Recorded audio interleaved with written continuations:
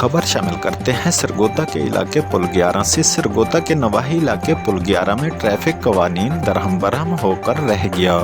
सरगोदा ता फैसलाबाद रोड पुल 11 पर हर रोज ट्रैफिक का जाम होना मामूल बन चुका है।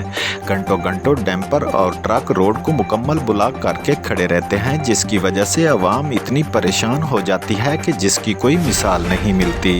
ट्रैफिक कवानीन के अफसरान बाला इसका मुकम्मल हल निकालने में बिल्कुल नाकाम दिखाई दे रहे हैं।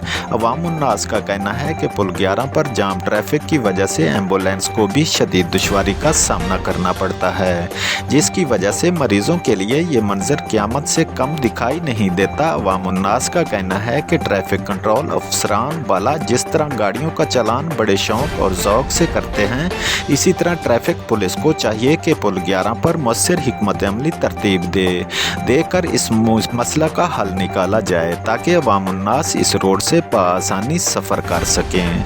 कैमरामैन टीम के साथ Haji Baba Arif Jatt, bureau chief, city 1 news Sargodha से।